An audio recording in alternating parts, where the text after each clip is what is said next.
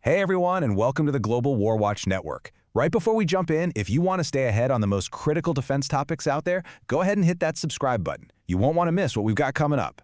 You know, for years, even decades, that question had a pretty predictable answer.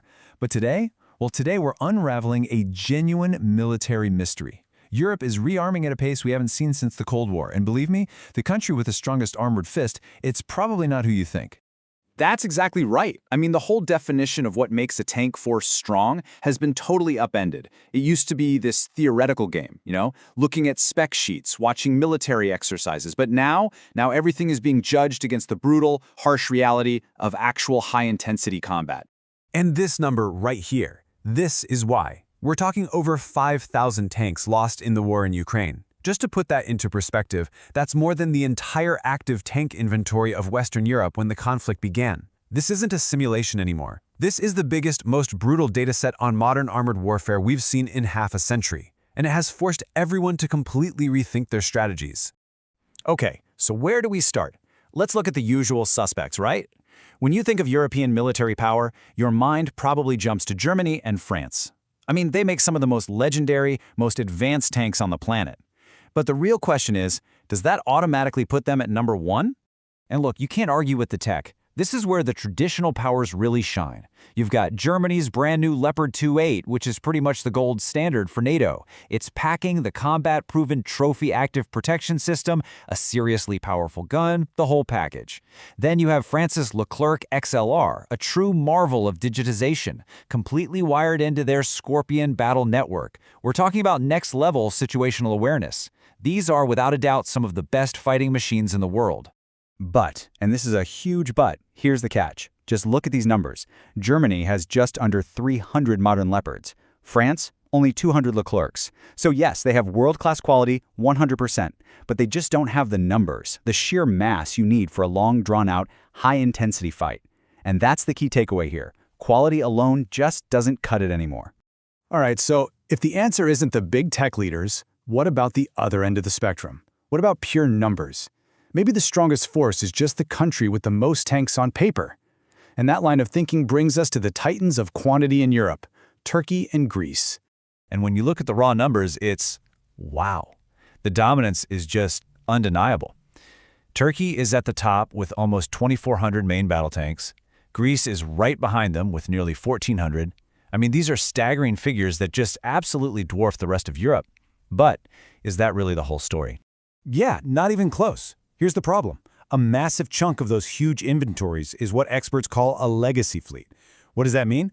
Well, we're talking about hundreds and hundreds of older American-made tanks like the M48 and M60. Sure, they've been upgraded, but at their core, they're generations behind what a modern battlefield demands in terms of protection, networking, and firepower. So, that proves our other point. Numbers alone don't win, either. Okay, let's recap. It's not the traditional tech giants like Germany and France because they lack numbers. And it's not the quantity kings like Turkey and Greece because a lot of their fleet is outdated. So, who is it? Who cracked the code? Who found that perfect winning balance? The answer is Poland. Seriously. In what has to be one of the most stunning and rapid military transformations of the 21st century, Poland has rocketed to the top, becoming Europe's most operationally powerful and combat-ready armored force. Just look at what makes up this new fleet. It is truly formidable.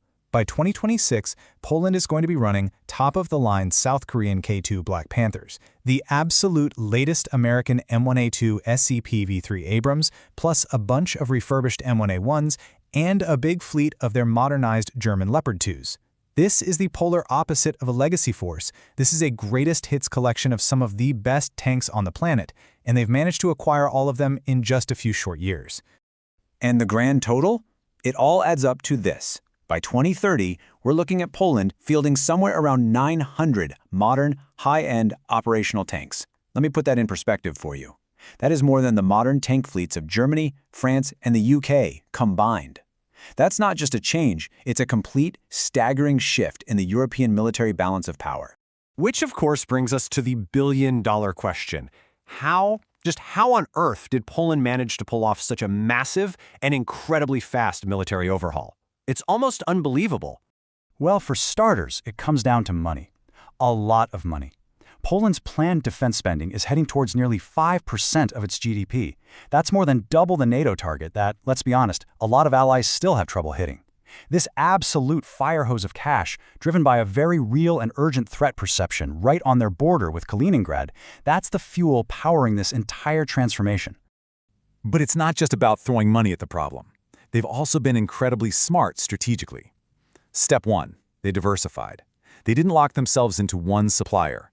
They bought the best tanks available from the US, from South Korea, and from Germany. Step 2. They made speed a priority. They wanted capable tanks in their soldiers' hands now, not 10 years from now. And third, and this is key, they're playing the long game. They secured technology transfers so that eventually they can build and sustain these advanced tanks like the K2 right there in Poland. And honestly, this quote just nails it. It perfectly captures what's happening. The eastern flank is building the military that the western flank discusses. Think about that. While a lot of Western Europe is still debating and planning for the future, Poland is acting with incredible urgency. They're not just talking about it, they are doing it, and they're doing it at a speed that has left almost everyone stunned. So let's bring this all together. What's the big takeaway here? What does Poland's incredible rise as an armored superpower really mean for the future of security in Europe and for the modern battlefield itself? Well, the bottom line is this. Poland seems to have figured out the winning formula for today's world. It's not just about quality, which they clearly have with top-tier tanks like the Abrams and the K2. And it's not just about quantity, though they are building a force that will dwarf their neighbors. It's the powerful combination of both, and then supercharging that with a real sense of urgency and a smart plan for building their own industrial base. They've basically taken the best parts of everyone else's strategy and blended them into one. But, and you knew there had to be a but, this absolutely unprecedented achievement doesn't come for free. It creates a massive challenge. When you move this fast and you buy this much gear from so many different countries, well, you create an enormous amount of complexity. And that's the final, critical question we're left with. Has Poland created the new blueprint for European defense in the 21st century? Is this the model everyone else should follow? Or have they accidentally created a logistical nightmare? I mean, think about trying to train crews for, supply parts for, and maintain 3 totally different families of advanced tanks all at once. The answer to that question is going to define the future of NATO's entire eastern flank. And that's where we'll have to leave it for today. Thank you so much for joining us as we broke down this truly incredible military story. Hey, if you found this analysis interesting, do us a huge favor and hit that like button, share it with someone who might find it useful, and of course, make sure you're subscribed to the Global War Watch Network. We really want to know what you think. Is this a brilliant strategy or a logistical mess? Let us know in the comments below. And don't forget to join our community on social media. All the links for that are waiting for you in the description. Thanks again, and we'll see you next time.